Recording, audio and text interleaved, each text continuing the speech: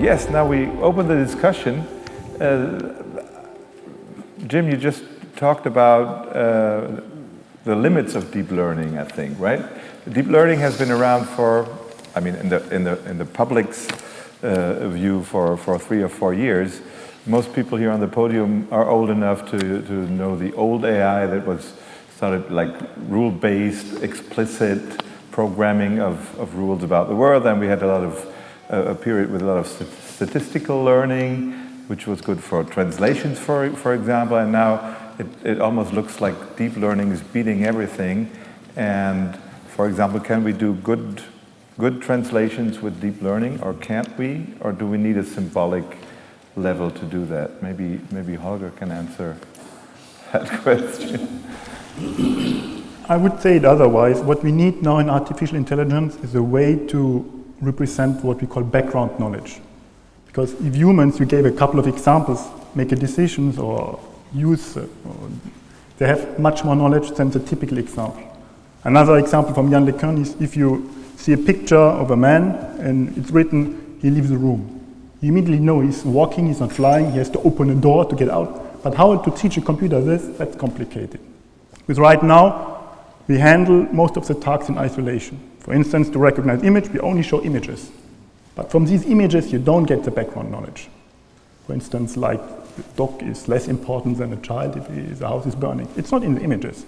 So you need additional information to get this. If it's rules or statistics, whatever, that's not, the main discussion is how to get this background knowledge into our systems. And that's really a hot topic right now. But it's been the topic for 50 years, right? Well, 50 years ago, common sense knowledge. 50 years ago, they made a lot of promises which are completely unrealistic. This general problem solver. But today, they're still unrealistic, but we stopped making too much promises. So, deep learning is not 4 years old. It was started by Jeff Hinton at Carnegie Mellon in 1980. He had to wait for 1 million times faster computers to realize the potential. And it's just at the beginning.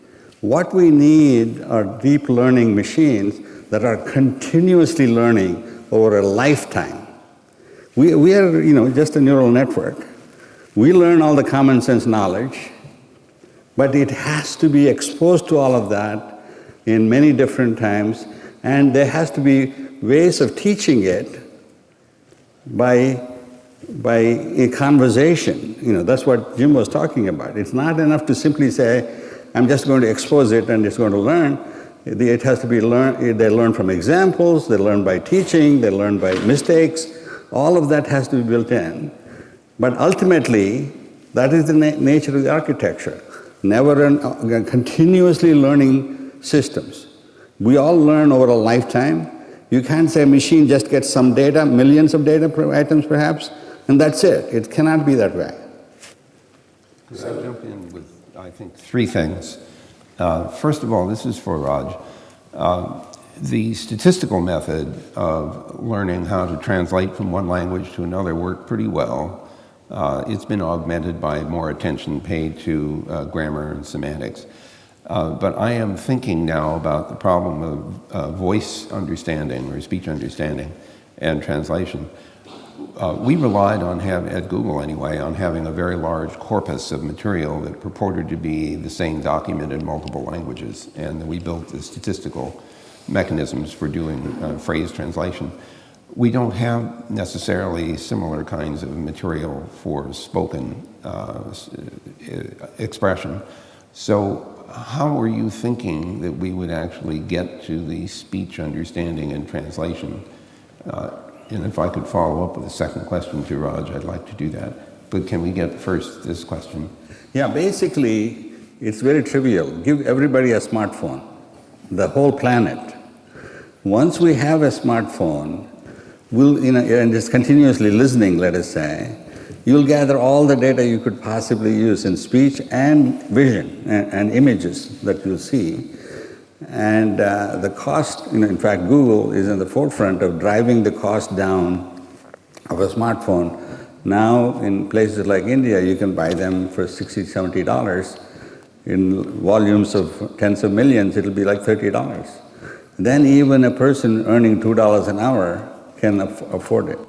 So it's like the speech recognition with our communication tools in the Google applications got a lot of voice input. There's no teaching at all. It's continuously being exposed to all these signals, and it learns by itself through deep learning networks. The whole idea is occasionally it'll make mistakes, then you need to kind of find an instructable deep learning system. So the second question has to do with what happens when you're confronted with a voice interface as opposed to a visual one. Blind people have this problem all the time. But one peculiar experience we had at Google is that we presented our very simple looking Google page where you have to type something in to do a search. For certain cultures, it didn't occur to anybody to type anything into that space. It looked like it was an incomplete page and they didn't do anything. You had to show things that they could pick. So we have this interesting problem. The speech interface is kind of like the empty box that you have to fill in. Do people know what they can ask? What do they have to know in order to make use of the system? Think of how you would work with your colleague or your mother or your son. It's called clarification dialogue. When you're presented with something, I say, I don't know what the hell, what do you want me to do? And you answer. So that's what is needed. Okay, probably others. So let me just say that I actually agree that in a certain sense, look, we have an existence proof that something that looks kind of like deep learning, of course, it's actually a far more complex mechanism, which is the thing inside here, is able to do symbolic stuff. We also know that most of the brains of most of the things on Earth are not able to do that symbolic stuff at the same level. So it's clear that there's something different going on than just more learning with a bigger brain. There are things with bigger, more convoluted brains than ours that still can't do the symbolic stuff. So one is, the more I study this stuff, the more amazed I am by humans. I mean, just by what we can do, by how we can do it. And we really need to capture a lot of that. It's not enough to just say, if we just make the learning better, it will somehow magically get there, because that didn't happen for most of the animals. That didn't happen for that's not happening for the intelligent cars. They're going to become really good drivers. They're not going to be able to carry on a conversation while they're driving. That's part of what makes them good drivers. But we really need to be exploring. So it's not so much that we have to go back to the old AI. It's that we have to reinvestigate how these old AI phenomena could arise from this modern AI. So what we do in our brains in a way that no one understands is organized knowledge. That's in a sense what the symbolic stuff is. And one of the things these deep learning systems don't do is that same kind of organization. I could get into a lot of technical stuff about things called adversarial learning, some of the problems we've had with deep learning systems over the years, et cetera. But suffice to say, we will get better and better at doing this, but that doesn't necessarily mean we're ever going to reach the goal over here by doing this a little at a time in this direction.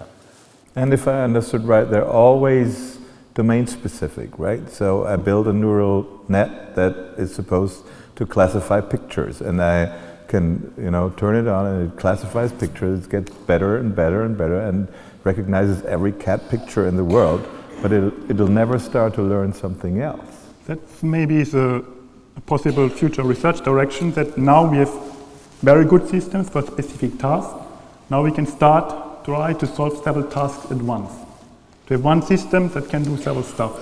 And that's actually a way to get this background knowledge, because you have some transfer from something that you observe in a different task to the other task. Another direction that is related was what I said before. Right now, most of the systems are trained what we call with labeled data. You have an input and you say this is a cat and this is a dog. What we need, but actually humans, they can learn by just observing the environment. So now a new direction research is what you call unsupervised training, how we can improve the systems just with raw data, without any labels. Because this raw data is basically unlimited today, and we need to take advantage of it. So in the end, there's going to be like a digital baby that you just put out in the world, and it gets sensory input and does something with it in the end? No, even a baby has some supervision. I think if you put the baby without the mother alone in a room, it won't learn very well. You need some supervision, but we need to complement it with observing the environment in whatever way this will happen. It's called L3 deep learning, lifelong learning deep network. Yeah, literally. Yeah. Which we don't know how to build. And we don't even know the phenomena. We don't know how to do it today. Okay, so don't tell me about it. People from the other side of the panel who will talk a lot in the second half, of course, but Noel, please. Well, I have an awful lot of sympathy with what Jim's been talking about. I guess I started on neural network learning in 1981 with the Hinton and Anderson book and applied it to a lot of problems in AI back then. But you know, when I started working with the public some years ago, and it became very clear to me that we chose the wrong term by calling it learning. It hasn't been shown to be anything like human learning, as Jim's intimating, and I wish we'd called it something like statistical parameter estimation, which would have made a lot more sense. That just trips off the tongue beautifully, doesn't it? It would reduce the number of headlines and the number of problems that I'm facing now when I'm talking to public audiences and they're imagining machines are going to learn everything. And it also leads to, I think, some odd ideas about baby learning and using the machine as a baby. And it's once you start a metaphor or an analogy, it's easy to be trapped into it yourself and start coming up with all these kind of ideas about lifelong learning, and it's just like a human. And I'd really prefer we used more scientific jargon and kept to what we actually can show and demonstrate. But I wanted to ask a question really to Holger, a different question. Because I stopped this before there were machines. You could use 15,000 machines at such incredible high speed. I used to bring the university computers to a juddering halt all the time. What do you think are going to be the major limitations? And there will be limitations, no doubt. We all know about Minsky and Papert's perceptrons. What do you think there's going to be limitations like that you're going to find with deep learning? I'm asking you after having asked DeepMind, and I won't reveal to you what they said. Some people say that data is a limitation, so they're still in the research area that more data gives better results. But then if they have more data, they need more compute power. But I think we also need to improve the algorithms. So not just only, I had been in projects that just we collected data and improved the system. But I believe that, like I mentioned before, that it's time to do this multitask learning into transfer learning. That's probably a good direction. What about infrequent data? Because we've got things like driverless cars driving on the road, and it's infrequent data, as we've seen recently from the Tesla crash, and that tends to get filtered when we're using an adaptive filter, essentially. So infrequent data tends to get filtered out, and that's led to charges of racism as well, and those things when you monitor. That's maybe the same direction. If you train a system only on observed stuff, and you don't have this background knowledge that in the image there can be a plane flying over the highway, what never happens in the image, but the plane was seen in different tasks, then you eventually can get out of it. I think we need to be aware that there's also a phenomenon called overfitting or overlearning. That means having more data doesn't necessarily mean that the system would perform better, and also there's often this idea that artificial intelligence systems would be objective as compared to humans. And of course, as they're dependent on information input, that can be manipulated as well, right? So the idea is often, yeah, if you just had enough computer power and enough data and waited long enough, then those systems would become smarter and smarter and smarter, and eventually they're so smart that they overtake humans and will solve all our problems on Earth. It sounds like eventually we'll figure out the one right solution for this planet. And I propose the following experiment. Take your smartest AI system, duplicate it, expose it to the same data and sensory signals and all these kind of things. Let them learn, and then at a certain point in time, let them talk to each other, and see what happens. I think what will happen is that they will develop different personalities, different behaviors, and it will be not one solution. And I think that will be a very interesting experiment in itself. So I have an anecdote to tell about getting computers to talk to each other. back in 1973, when the ARPANET was sort of still very much in development, we found a paranoid emulator at Stanford called Parry, and we found the ELIZA program at MIT that emulates a Rogerian psychiatrist, and we connected the two of them across the ARPANET and let them talk to each other. And there's an RFC, I think it's number 439 or something, that has the dialogue in it. It's fairly amusing. I actually wanted to ask a different question, and it has to do with the nature of neural networks as we now understand them.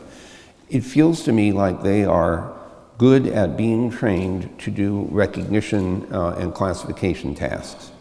But it's not 100% clear to me that they can remember other than just this array of parameters that lets them do that task well. I'm probably being unfair to my colleagues at DeepMind and their success with the Go game, but I keep thinking that memory is a very important part of this process of learning, and it's not clear to me that the kind of memory that the neural systems have is adequate to the task compared to what we do as humans.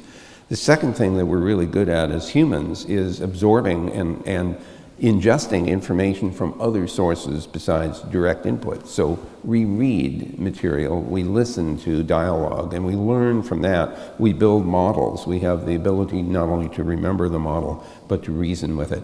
It feels to me like the neural networks are far, far from having any of those capabilities. So we should not imbue them with an excessive amount of capability, recognizing their limitations. Yes, and I think it's also worth noting that some of the other successes of AI have not used that technology. So I was involved with the Watson project that beat the Jeopardy expert at IBM, and I was peripherally involved with the team after the Jeopardy game. I was very involved with that technology, and that technology really is based on a new way of thinking about memory, looking at how things happen, et cetera, et cetera. It uses very little learning. It uses learning to just sort of adjust some weights over which of the mechanisms that have been built into it to pay attention to in what context. So again, there were people who were saying, how do we take that kind of mechanism, these kind of learners, et cetera. So we tend now to use the term deep learning both for a very technical area, the specific thing, and this more general learning. The last thing I would want to throw in on that, and it gets back to some of these same kind of, the more modern anecdote version of what Vint just talked about. So remember that what these things are getting their input from is people and what people do. So some of you may know that Microsoft built a chatbot, and they deployed the chatbot in China. I can't pronounce its name. It was something like Zhaoxi. And it was incredible. It learned to tell stories. It had people who were coming to it all the time. It was really exciting. They were so happy. They deployed one in the US, actually put it on Twitter, named Tay. They had to take it down within 24 hours because it had become a Nazi sympathizer, woman-hating, I mean, everything bad you can imagine in a system. So again, one of the things you have to worry about in a learning system is what's training it, what it is learning, where it is coming from, and whether the people doing it are playing with it, cooperating with it, et cetera. So it's a non-trivial task to look across this much larger space of people and machines and the interaction between them than to just say, we'll just have a magic learning box and someday it'll be fine. Okay, we're over the hour already. I'm prepared to take 2 questions from the audience regarding the talks that we just heard. Can you? Hey, thank you for all of your talks and your conversation. I want to bring up something real quick with Raj's talk that I guess seemed a bit implausible to me. So you mentioned that the sort of this voice computing would be helpful for people who are illiterate or semi-literate. And I guess taking illiterate specifically, as far as I understand, something globally like 80 to 90% of the population is literate. However, I'm sure many people also know that there's a digital divide about, generally specifically, how much access people have to the internet.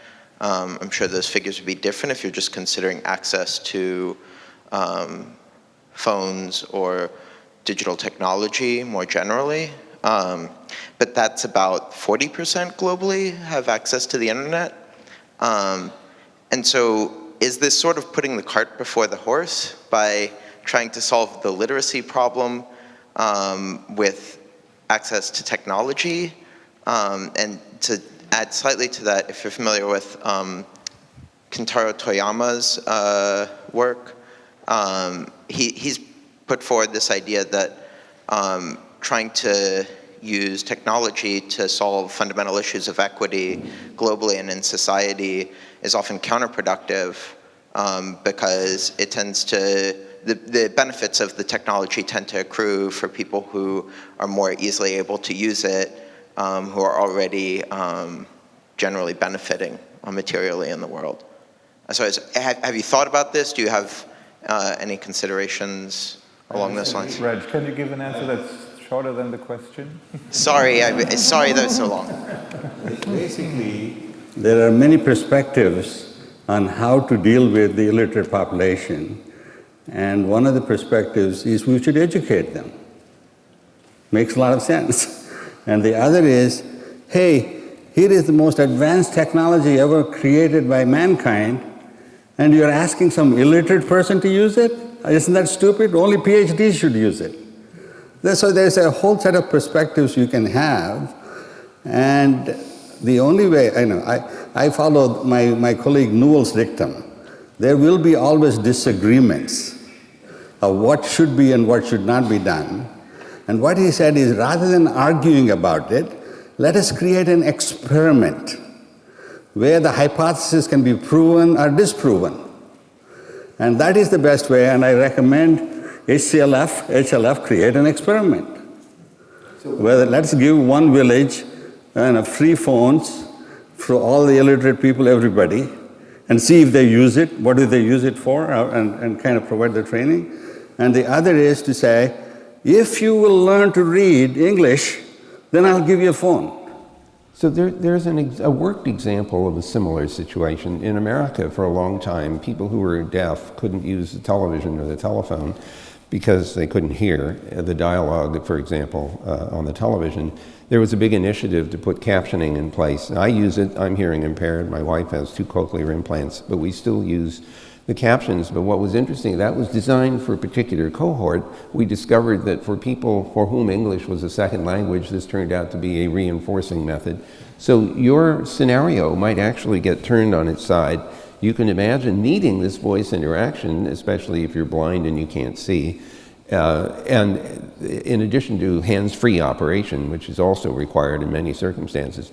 If we were to focus on those applications, just for the sake of this discussion, it's entirely possible that success in that field would propagate success in the direction that you want as well. We will have invested for a particular reason and benefited a much larger population in consequence. There are many ways of approaching it. I'm simply saying I'm not willing to wait to do only the blind people or people without hands or something.